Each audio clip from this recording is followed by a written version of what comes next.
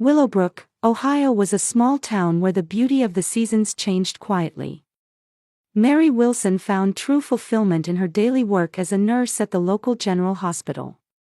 Her routine consisted of sending her 6-year-old son Aiden off to school in the morning, finishing her shift at the hospital, and then waiting for her husband Thomas, who worked as a construction site supervisor, to return home. "Mom, look. I drew this at school today."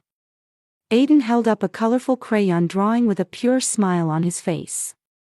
It showed a dog, a cat, and a family surrounding them. Mary gently stroked her son's head as she pinned the drawing to the refrigerator. "That's a lovely picture, Aiden. Dad will be so happy when he sees it." However, lately Thomas hadn't been showing as much interest in his son's artwork as before. About 6 months ago, changes had begun to appear in him. With the excuse that work is busy, he was coming home later, and increasingly spending weekends away from home, saying he had to go to work. Mary's parents, Robert and Helen Carter, lived in a quiet residential neighborhood in the same town. Now retired, their greatest joy was spending time with their grandson Aiden, at least, that's how it appeared. Linda, Mary's sister, also participated in the monthly family dinners. Linda had found success as a sales representative for a major furniture manufacturer in Columbus. Enjoying her single and free lifestyle, she was a stark contrast to her sister's domestic life. "Mary, what do you think of this children's chair? It's from our new line and it's selling really well." Linda had spread out the latest product catalog at last month's family dinner. At that moment, Mary thought she caught Linda giving Thomas a special look. But she convinced herself it was just her imagination. "It's lovely. I'm sure it would be perfect for Aiden." That night, as usual, Aiden was cuddling with his grandparents, sitting on Robert's lap as he read a picture book. However, Mary had noticed Linda giving Aiden cold glances several times. It was momentary, and she thought she might have been mistaken, but something about it left her with an uncomfortable feeling. On the drive home, Thomas was silent. When Mary asked, "What's wrong?" he replied, "I'm just tired." Aiden had fallen asleep in the back seat. "Dad, are you busy lately?" To Aiden's question, Thomas answered briefly through the mirror, "Yes, we have a big project." The following week, Robert called. "Mary, how about going hiking with the family this Saturday? Linda will be there too.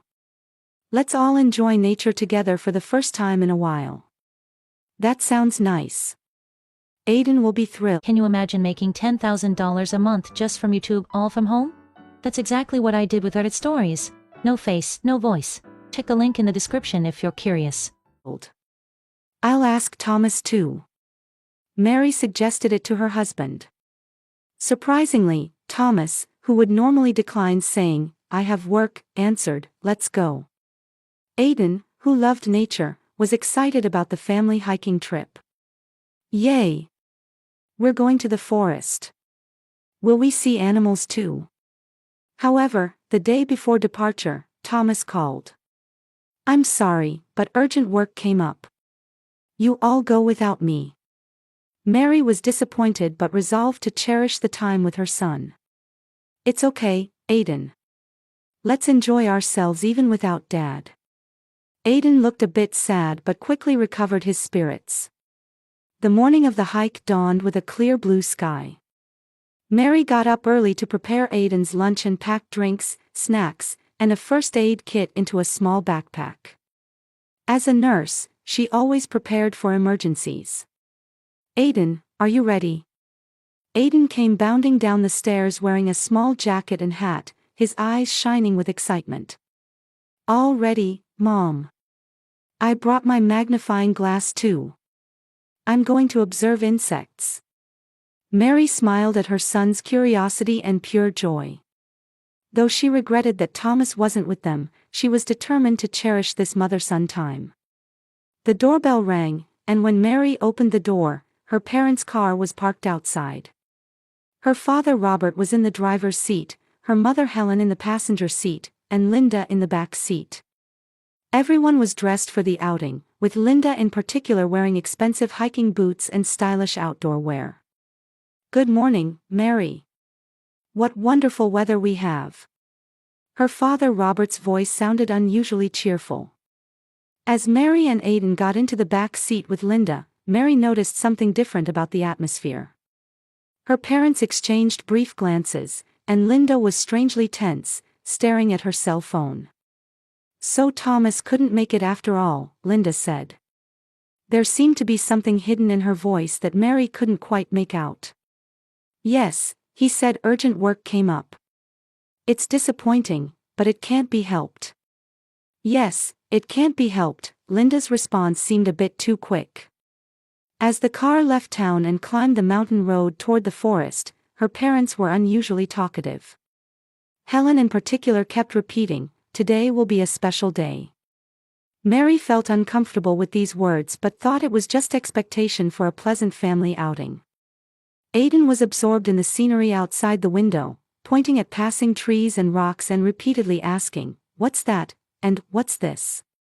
Grandfather Robert answered his grandson's questions more enthusiastically than usual, occasionally exchanging glances with Helen through the rearview mirror. After driving for about an hour, the car turned onto a narrow unpaved road. Mary realized this was an unfamiliar route. "Dad, where are we going?" When Mary asked, Robert shrugged. "I found a different route. It's a place tourists don't visit much. The view is amazing."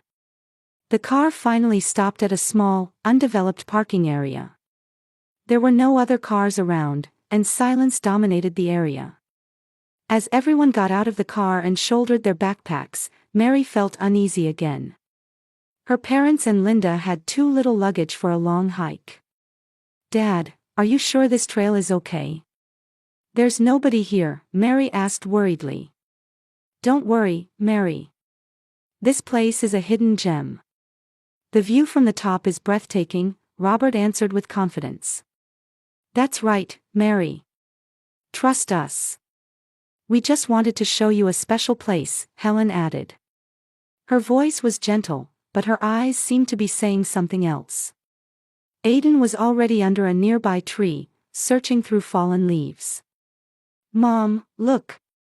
I found a pretty stone." Mary went to her son and shared in his small discovery. Meanwhile, Linda kept checking her phone repeatedly. "Linda, you keep looking at your phone. Are you in contact with someone?" When Mary asked, Linda looked up with obvious surprise. "Huh? No, I was just checking the time." Linda's voice rose slightly. "The time? Is something happening?" "No, nothing. It's just a habit." Linda quickly put her phone away. The hike began, and the group proceeded along a narrow path through the forest. The trail gradually became steeper, and Mary was glad that she and Aidan had come with proper equipment. In contrast, she was becoming concerned about her parents and Linda's attire. "Why are you so lightly dressed for a long hike?" When Mary asked, her mother Helen waved her hand to indicate there was nothing to worry about. "We'll be fine just going there and back. Besides, today is a special day." That phrase again. Mary tilted her head but thought she should catch up with Aidan, who was walking ahead holding hands with his grandfather. The sky occasionally visible through the trees was still blue and clear, but clouds of anxiety were gathering in Mary's heart.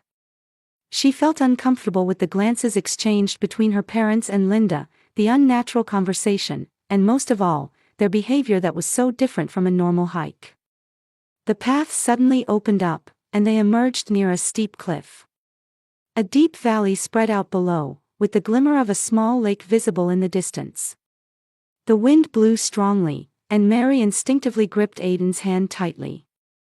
She had a fear of heights and her legs froze just being near the cliff. "It's beautiful, Mom." Aidan was captivated by the scenery. "Look, Aidan. Can you see the lake in the distance?" Robert placed his hand on Aidan's shoulder, trying to guide him toward the cliff. "Dad, that's dangerous. Keep Aidan away from the cliff." Mary's voice clearly contained fear. It's all right, Mary. I just want to show him the view. Robert's voice feigned calmness, but his eyes were cold and determined. Aiden, come here. Mary called out strongly. Aiden responded to his mother's voice and tried to move away from his grandfather. At that moment, Mary felt Linda approaching her. She noticed that Linda's expression had changed completely. Mother Helen also stood unnaturally behind Robert and Linda, and the three of them seemed to be surrounding Mary and Aiden. A sudden silence fell, with only the sound of the wind drifting around them.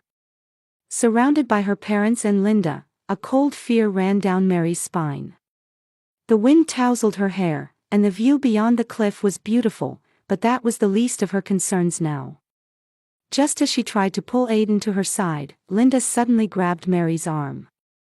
Her sister's fingers dug into her skin, causing pain. Mary, there's something I want to show you. Linda's voice pretended to be calm, but her eyes held a cruelty that Mary had never seen before. What? Linda, let Aiden come to me first. Mary desperately reached out toward her son. No, I want to show Aiden too. Linda's mouth twisted eerily. Just as Mary tried to shake off Linda's hand, Father Robert picked up Aiden. As Aiden's small body left the ground, he exclaimed in surprise, "Grandpa." Mary screamed in terror. Let go of Aiden. What are you trying to do? Mary's scream echoed through the forest, startling birds into flight. As if in response, Mother Helen abruptly moved behind her. Mary, you were always a good child. Helen's voice was strangely gentle. But sometimes, sacrifices are necessary for the family. With those words, Helen pushed Mary forcefully toward the cliff. Caught off guard, Mary lost her balance and staggered several steps toward the edge of the cliff. As her feet nearly left the ground, understanding flashed through her mind like lightning. Her family was trying to kill her and Aiden. Before her eyes, frozen with fear, Father Robert made a motion as if to throw Aiden toward the cliff. Aiden's scream pierced Mary's ears. Mom! That voice awakened the maternal instinct dormant within Mary. Forgetting even the danger to her own life, she desperately lunged to grab and hold her son. The moment her fingers touched Aiden's jacket, Linda pushed her strongly from behind. Why? Mary's scream vanished into the sky. Mary and Aiden fell from the cliff. During the fall, Mary instinctively held Aiden tight, shielding her son with her body. The two of them tumbled down, hitting trees and rocks along the cliff face. Sharp pain shot through Mary's entire body, and her vision flickered. Aiden! Aiden! Calling her son's name, she curled her body to somehow protect him. Each impact assaulted her back, shoulders, and legs. But she never let go of Aiden. With a final major impact, they were violently slammed to the ground. Intense pain shot through Mary's body, and for a moment, she nearly lost consciousness. But the desire to ensure her son's safety pulled her back from the sea of unconsciousness. When Mary opened her eyes, Aiden was trembling slightly under her body. Her entire body screamed with pain, and her right leg and left arm had become immobile. They were probably broken. But strangely, Aiden, protected by her body, seemed to have escaped serious injury. Aiden, are you okay? Mary's hoarse voice was barely audible. Aiden answered in a small, trembling voice, Mom, are you okay? Aiden, are you hurt? Mary desperately tried to check her son's body. It hurts a little, but I'm okay. Aiden's voice was shaking but steady. Voices could be heard from the cliff above. Mary looked up, taking great care not to move her neck. She could see her parents and Linda peering down from the edge of the cliff. In the twilight, their silhouettes appeared black and ominous. Can you see? Are they moving? Her mother Helen's voice carried on the wind. No, they don't seem to be moving, her father Robert's low voice answered. We need to check. We have to go down. Linda's voice had a hint of urgency. Mary instinctively hugged her son tighter and closed her eyes. If they came down and found them still alive, the thought was too terrifying. At that moment, the words Aiden whispered in his mother's ear nearly stopped Mary's heart. "Mom, we shouldn't move yet." Mary was amazed at the words of her 6-year-old son. Aiden had understood the situation and realized they needed to play dead. Despite her surprise at her son's wisdom, Mary did as he suggested. She remained still, and Aiden likewise remained perfectly still in his mother's arms. After a moment of silence, Linda's voice was heard again from the cliff above. The wind had grown stronger, and mixed with the sound of swaying trees, their conversation reached them in fragments. "It's too dangerous to go down. They don't seem to be moving anymore." Linda's voice had a strange relief mixed in. "Let's leave them as they are. Nobody will come here." Father Robert's voice was calm, as if they were discussing a mere accident cleanup. "I really never thought it would come to this." Mother Helen's voice sounded slightly shaken. However, it wasn't guilt, but rather anxiety about the change in plans. And then, Linda's next words froze Mary's heart. "Don't regret it. Now Thomas and I are free. We'll get the insurance money, and the obstacles are gone. We never needed that child in the first place." Mary couldn't believe her ears. Her husband Thomas and her sister Linda, and insurance money. In her mind, the events of the past few months began to rapidly connect. Thomas's late returns home, Linda's unnatural glances, and this hiking trip. It had all been planned. Her husband and sister were having an affair and were trying to kill her and Aiden to get the insurance money. And even her parents had participated in the plan. Mary trembled with intense anger, fear, and the sadness of betrayal. But now, suppressing her emotions and protecting Aiden was the priority. She remained motionless, continuing to hold her son. After a while, they could hear footsteps moving away from the cliff above. Mary and Aiden continued to play dead until they were sure the others had gone. As the sun began to set behind the mountains and dark shadows began to fall on the forest, Mary finally spoke to her son in a small voice. "Aiden, you noticed well. If you hadn't said anything." Aiden answered in a trembling voice, "I heard Auntie talking on the phone with Dad, before. She said they were planning something bad." Mary was surprised at her son's intelligence but felt her heart breaking at the terrible truth. Aiden had already noticed something was wrong. And now, he had nearly become a victim of that horrifying plan. To somehow save themselves, Mary tried to take out her cell phone, enduring the pain. However, the phone had been shattered by the impact of the fall. Looking around, they were in a deep valley. There was no sign of people from above, and the path leading down was unclear. Once the sun set, the situation would become even more difficult. "Aiden, listen. We need to get out of here. But I can't move my body. Can you walk?" Mary checked her son's condition. Aiden bravely answered, "Yes, Mom. I'll go get help." "No, I can't let you go alone. Let's move together." Little by little, Mary decided. No matter how painful it was, she couldn't leave her son alone. Especially now, after being betrayed by her family. A life-or-death escape awaited Mary and Aiden. But as she gripped her son's small hand, she strengthened her determination to survive. They had been betrayed by their family and brought to the brink of death, but supporting each other, they took their first step forward, enduring pain and fear to somehow survive. Mary and Aiden slowly made their way down the steep slope below the cliff. Mary's right leg and left arm were in severe pain, probably broken. She bit her lip to endure the pain while moving little by little, relying on Aiden. "Mom, it's flatter over here." Aiden went ahead of his mother, looking for a safe path. With bravery and calmness beyond his 6 years, Aiden was helping his mother. Sometimes he gathered branches from the surrounding trees to make a makeshift crutch for Mary. "Aiden, tell me if you get tired. We can rest, okay?" Mary worried about her son.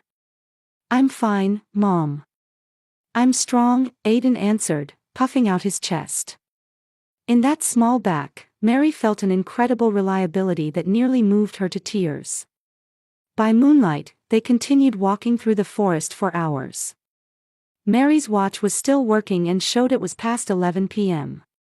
Aiden looked tired but never complained. Let's rest a little, Mary sat down under a large tree. Aiden sat next to her, nestling in his mother's arms. Mom, will Dad not come back anymore? Aiden's small voice echoed in the darkness. Mary was at a loss for words. How could she explain? That her husband had tried to kill them. That he was having an affair with her sister. That it was for insurance money. How could she make a 6-year-old child understand these things? Aiden. Dad. Mary carefully chose her words. Dad won't be able to live with us anymore. But it's okay. I'll always protect you. Aiden nodded silently and snuggled closer to his mother. Grandpa and Grandma too? Yes, them too. Aunt Linda said she and Dad would go somewhere together. After we were gone. Mary stroked her son's head, holding back tears. Aiden had understood the situation from the adults' conversations. Her heart ached that such a burden had been placed on such small shoulders. But it's okay. We're alive.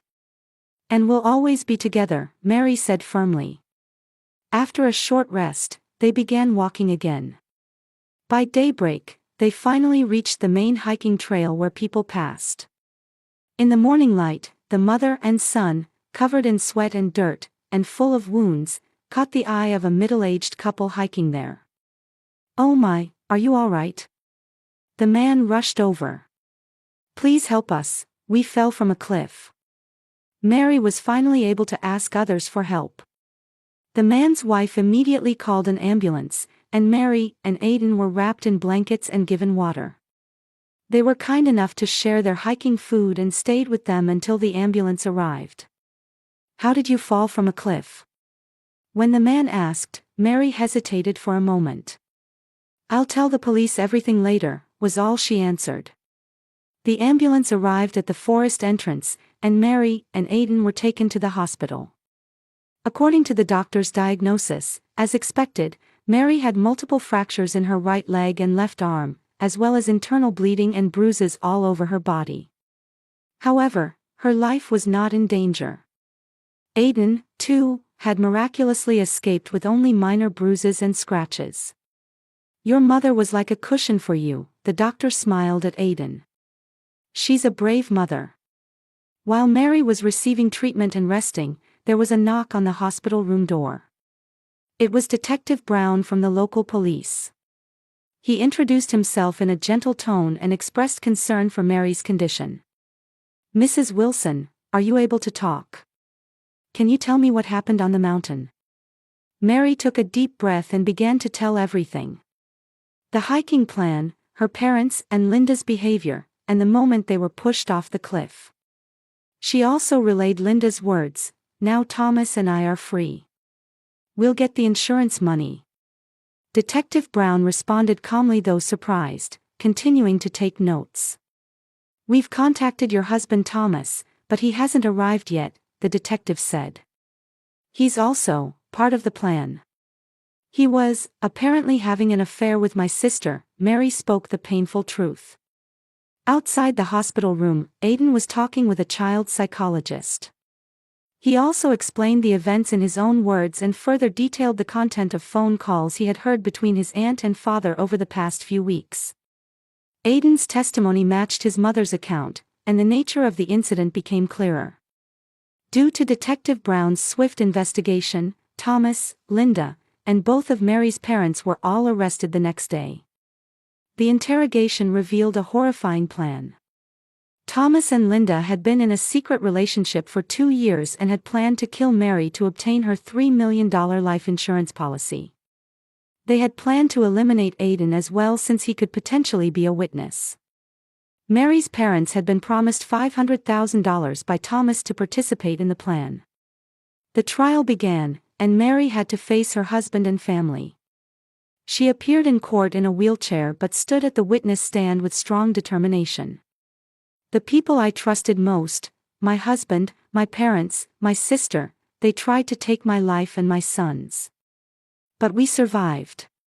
Because true strength lies in love.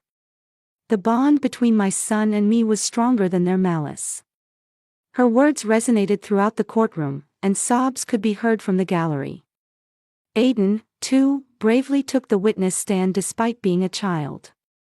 "Grandpa and Grandma pushed, and Mom protected me. Dad and Auntie are bad people," his simple words carried a powerful truth. In the defendant's box, Thomas and Linda hung their heads, but Mary's parents tried to stand up to say something. However, they were forced into silence by the judge's restraint. As a result of the trial, Thomas, Linda, and both of Mary's parents were all found guilty. Thomas and Linda received 25-year prison sentences for attempted murder, and Mary's parents were sentenced to 15 years. When leaving the courthouse, Mary was now using crutches. Her body was gradually recovering, but the wounds in her heart didn't seem likely to heal easily. Nevertheless, she gripped Aiden's small hand firmly, determined to move forward step by step toward a new future. "Mom, what are we going to do now?" Aiden asked. "A new beginning, Aiden. We're going to start a new life, just the two of us." Mary had received tremendous support from her nursing colleague Jennifer, whom she had met during her recovery period at the hospital. Jennifer herself was a domestic violence survivor and deeply empathized with Mary's situation. "Mary, I'm moved by the strength of you and Aiden. What are you going to do now?" Jennifer asked.